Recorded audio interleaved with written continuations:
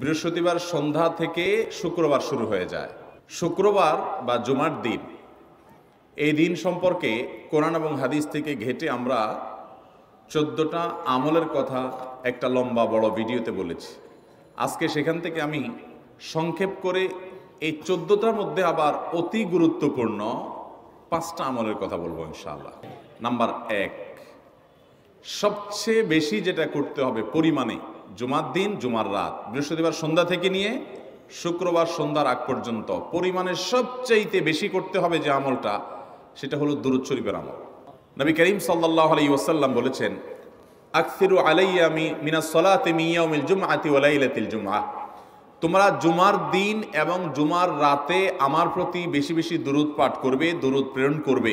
ফাইন্না সালাতাকুম মা'রুদাতুন আলাই, কারণ তোমরা যে দুরূদ পাঠ করো এটা আমার কাছে পেশ করেন আল্লাহর ফেরেশতারা, এবং রীতিমতো নামধাম সহকারে আল্লাহর একদল ফেরেশতা নিয়োজিত আছে। তারা বলেন, আল্লাহ, হে আল্লাহ রসুল, আপনার অমুক উম্মত, অমুক অনুসারী, আল্লাহর অমুক বান্দা পৃথিবীর অমুক প্রান্ত থেকে, অমুক দেশ থেকে, অমুকের সন্তান, সে আপনার প্রতি দুরূদ পেশ করেছে জুমার দিনে, জুমার রাতে বা অন্য সময়ে। এটা নবী করিম সাল্লাল্লাহু আলাইহি ওয়াসাল্লামের কাছে রিপোর্ট দেওয়া হয় আল্লাহর নিযুক্ত ফেরেশতাদের মাধ্যমে। এই জন্য শুক্রবার এবং শুক্রবার দিন এবং রাত, অর্থাৎ বৃহস্পতিবার সন্ধ্যা থেকে নিয়ে শুক্রবার সন্ধ্যা পর্যন্ত এই 24 ঘন্টার মধ্যে নবী করিম সাল্লাল্লাহু আলাইহি ওয়াসাল্লামের ভাষ্য খেয়াল করেন, আকসিরু আলাই। ওলামা একরাম জানেন, নবী আলাইহিস সালাম সাধারণত কোনো আমল পরিমাণে বেশি করতে বলতেন না। পরিমাণে বেশি করতে বলার মতো আমল খুব কম ইসলামে। গোটা কোরআন যদি খোলেন আপনি, পরিমাণে অধিক করতে বলা হয়েছে এরকম আমল খুব বেশি পাবেন না। তোমরা বেশি বেশি করে নামাজ পড়ো, বেশি বেশি করে রোজা রাখো, এরকম কথা কোরআন হাদিসে নাই। অবশ্যই একজন ইমানদার 5 ওয়াক্ত ফরজ নামাজের পাশাপাশি অধিক পরিমাণে নফল নামাজও পড়বেন, সেটা ভিন্ন কথা। কিন্তু কোরআনে বেশি পরিমাণে আল্লাহর জিকির করার কথা বলা হয়েছে। আর নবী করিম সাল্লাল্লাহু আলাইহি ওয়াসাল্লাম বৃহস্পতিবার সন্ধ্যা শুরু হলে শুক্রবার সন্ধ্যার আগ পর্যন্ত বেশি পরিমাণে করতে বলেছেন যে কাজটা, সেটা হলো দুরূদ শরীফের আমল। দুরূদের এই আমলটা, এটা করার জন্য আল্লাহ তাআলা এমন সহজ করে দিয়েছেন যে ওযুর প্রয়োজন নাই। আপনার ওযু নাই, তারপর আপনি দুরূদ পাঠ করতে পারবেন। এবং আপনি এই বড় দুরূদ পড়ার মতো সময় নাই, তো আপনি একেবারে সবচেয়ে সংক্ষিপ্ত দুরূদ পড়েন সাল্লাল্লাহু আলাইহি ওয়াসাল্লাম, তাতেও দুরূদ পাঠের সওয়াব পাবেন। আমলটা করবো তো ইনশাআল্লাহ। নাম্বার 1। নাম্বার 2, জুমার দিন উপলক্ষে অন্য যে কোনো দিনের চাইতে জুমার দিন অর্থাৎ শুক্রবারের ফজরের নামাজ পুরুষরা মসজিদে জামাতের সাথে পড়বেন। জামাতের সাথে পড়ার নিয়ত করবেন পাক্কা, কারণ অন্য যে কোনো দিনের ফজরের নামাজ না, শুধুমাত্র যত নামাজ আছে, নবী করিম সাল্লাল্লাহু আলাইহি ওয়াসাল্লাম বলেছেন, আফদালুস সালাওয়াতে ইনদাল্লাহ, আল্লাহর কাছে দুনিয়ার সব নামাজের মধ্যে 5 ওয়াক্ত সাধারণ নামাজগুলোর মধ্যে সবচেয়ে উত্তম নামাজ হলো সলাতুল ফজরে মাআল জামাআতে ইয়াউমাল জুমআহ, জুমার দিন ফজরের নামাজ জামাতের সাথে আদায় করা হলো যত নামাজ আছে এর মধ্যে সবচেয়ে শ্রেষ্ঠ নামাজ। ভাইরা আমার, প্রত্যেক বৃহস্পতিবার আসলে সন্ধ্যার সময় প্রতিজ্ঞা করব, সপ্তাহের অন্য দিন যদি আমার ত্রুটি বিচ্যুতি হয়ও আমি সেটাকে কারেকশন করার চেষ্টা করব, কিন্তু শুক্রবার ফজরটা পুরুষ হিসাবে আমি জামাতের সাথে পড়বই পড়বো। তার জন্য রাতে আগে আগে শোবো, ডাবল ট্রিপল অ্যালার্ম দিয়ে শোবো, অন্য নামাজি বন্ধুকে বলবো ফোন দিয়ে ডেকে দিবি, একে অন্যের সহযোগিতা করব, কিন্তু ফজরের নামাজ জুমার দিন ছাড়বো না ইনশাআল্লাহ। 3 নম্বর আমল হলো সূরা কাহাফ পড়বো। যারা কোরআন পড়তে পারেন না তারা শুনবেন, আর যারা পড়তে পারেন তারা নিজে পড়বেন। সূরা কাহাফ যদি জুমার দিন কেউ পড়ে, নবী করিম সাল্লাল্লাহু আলাইহি ওয়াসাল্লাম বলেছেন এই সূরাটা তার জন্য নূর হবে, নূর, আলো আল্লাহর তরফ থেকে। কিয়ামতের ময়দানে ভয়াবহ গুটগুটে অন্ধকার হবে। কিয়ামতের একটা ভয়াবহ শাস্তি হলো অন্ধকারের শাস্তি। ভাইরা আমার, অন্ধকারের শাস্তি মানে এমন ভয়াবহ অন্ধকার হবে যে দুনিয়ার অন্ধকারের সাথে কোনো তুলনাযোগ্য নয়। সেই ভয়াবহ অন্ধকারে কিছু আমল আছে যে আমলগুলো মানুষের ওই অন্ধকারের মধ্যে আলোর কাজ দিবে। এর মধ্যে একটা হলো এই সূরা কাহাফ।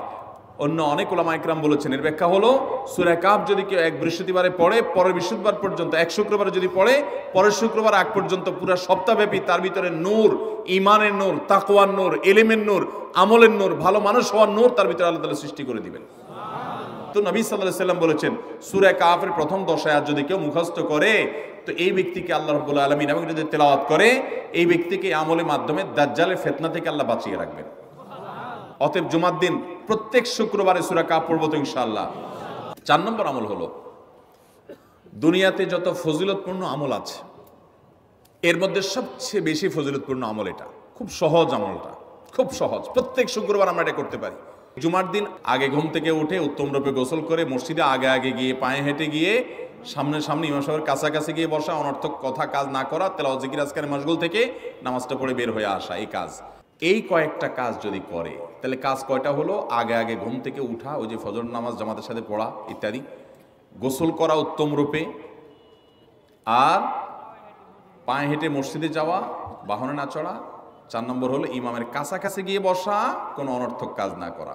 এই 4টা কাজ যদি কেউ জুমার দিনে করে, নবী করিম সাল্লাল্লাহু আলাইহি সাল্লাম বলেছেন ওই ব্যক্তি বাসা থেকে মসজিদ পর্যন্ত যে আসলো, যতগুলো পা ফেলবে, যতগুলো স্টেপ ফেলবে, যতগুলো কদম দিবে, প্রতিটা কদমের বিনিময়ে আল্লাহ রাব্বুল আলামিন তার অ্যাকাউন্টে, তার আমল নামাতে 1 বছর রাত জেগে, সারা রাত জেগে তাহাজ্জুদ নামাজ পড়লে এবং 1 বছর সারা দিন, প্রত্যেকটা দিন পুরা বছর জুড়ে নফল রোজা রাখলে যে পরিমাণ সওয়াব পাইতো, 1 বছর নফল রোজা, 1 বছর রাতভর জেগে তাহাজ্জুদের নামাজ পড়ার সওয়াব মাত্র একটা কদম ফেলার বিনিময়ে দিবেন।